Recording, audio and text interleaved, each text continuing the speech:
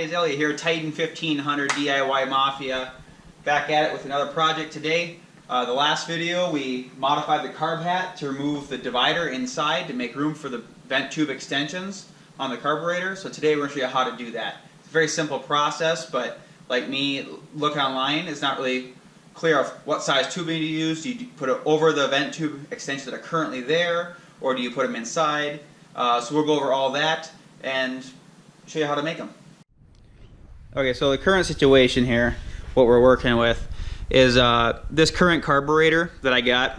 It's a blow-through deal, boost reference power valves, yada yada yada, all that stuff. It's been working really good out of the box. A few changes as the power levels have went up, but now I'm around 20 pounds of boost and it's not feeding enough fuel.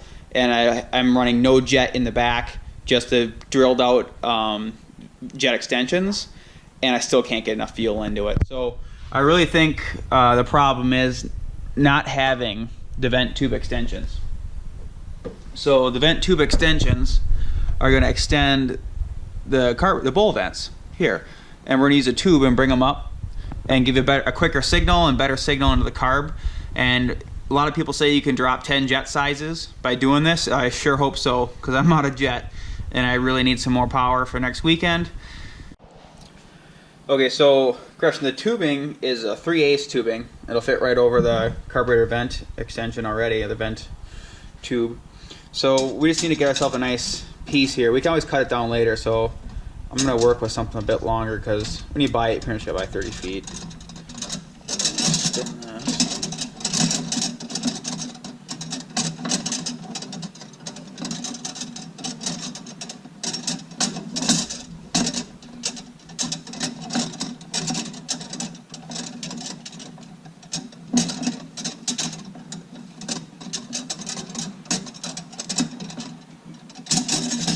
Okay, that was easy.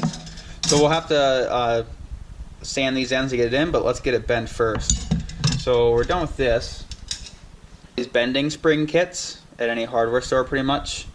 My local Ace have one. Looks like that. Wolverine tube bending kit. HVAC guys have them. If you have a actual bender, that works too, but this stuff kinks pretty easy. So we want to get a nice, kind of a sharper 90 in here, just so once it comes up from the carb, it'll bump in. I'm actually going to make it more in the middle, and we'll adjust the height accordingly and the length. So this is going to be the shorter tube, so I don't have to really worry about it too much. We'll just slide this on here.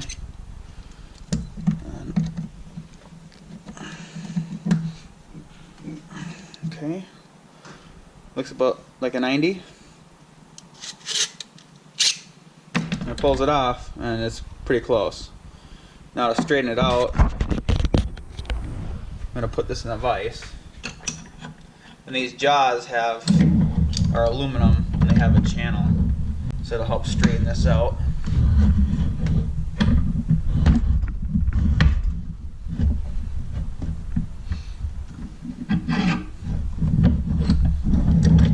Okay.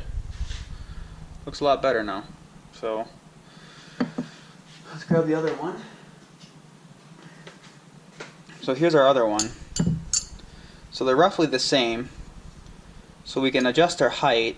We can either put them side by side in the carb, so they'll kind of be like that, which might actually just be the easiest. Or I've seen some people stack them on top of each other.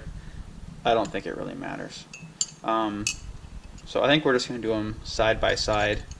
They'll be just a little bit off in the carb, but I don't think that'll matter either. Okay, so let's grab our carb hat. So we know that I got a 1-inch spacer on here, and then I gotta get up over a little bit more lip in there. So, and the carb actually comes up in here, so having this pretty short should work. Yeah, it won't need much. I'm thinking if we bottom it out on the base here, and we cut this flush, it's going to put us up nice inside. We'll cut little bits first, see how it works. Okay, so I straightened out the short section of the vise too. That'll help it go onto the vents easier. So we're gonna cut these. We're gonna just take a bit off here.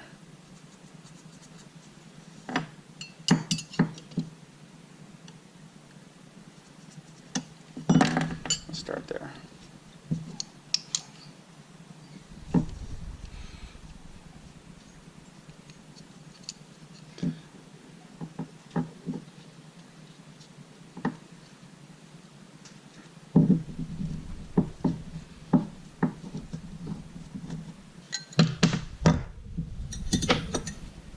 Okay, so we have both of these.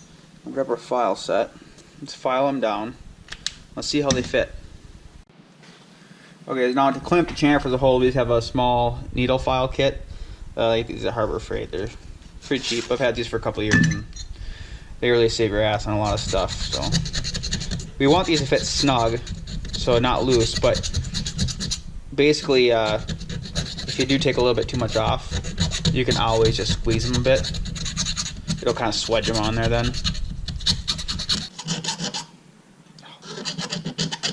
Don't stab yourself.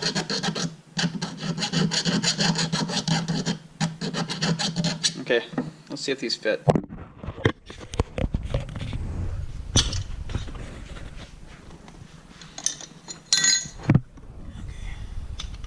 There's one. Yep.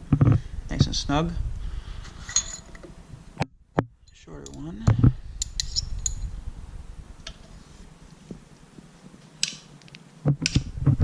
She's a little tight.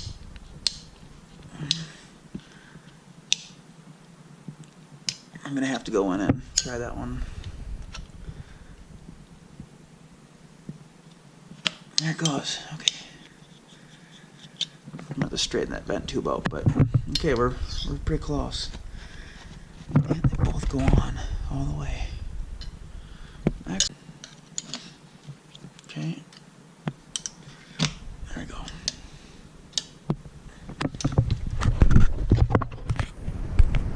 Okay, that looks pretty decent. Might be a bit too tall for my carb, so I might have to cut a little bit more off.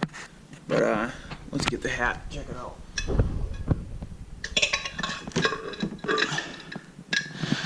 Okay, so there's a hat on. They are touching. So we're gonna have to cut them down. Yeah, you can't really see in there, but as much as we can. If we get a ½ inch off, we'd be great. Okay, so I took a ½ inch off of them, got them down, just kind of bent them more level with each other. We'll try it again with the hat. Yep, this time it fits good. They're a little high, so I'll bend them down just to get them in the middle of the airflow. I think that'll be good. Let's see, what else should we do here? We should mark the final length of these. Now, the length, from what I understand, does affect when and how much it comes in. So just talking to my other buddies, he's with a supercharger. He put his long and then he'll work his way back just when he tunes them. So I think we're just gonna cut them right here just to leave them the longest, and we can always jet down if we need. That's easier. But I definitely need fuel, so I'm gonna start cautious and then we'll go our way, cut our way back anyways. Okay, so I cut them to length here, put a little hose clamp around them, got it real tight so even if they were to vibrate loose, they couldn't get sucked through or try to work their way down a port into a valve. Put the stud back in. I had to just tweak them a little bit to get around the stud. No big deal. My biggest concern was being able to put this on while having the stud in, because I don't have a lot of room in my hot side, or sorry, the cold side, to get it in. So there it is. She sits flush. She's looking pretty good in the center. I'm going to just tweak it a little bit just to straighten out the flow, but I'm excited to try this out.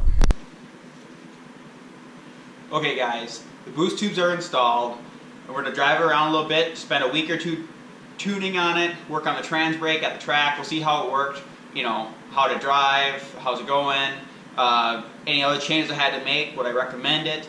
But I'll have that video in the link in the comments below once I finish it. Thanks.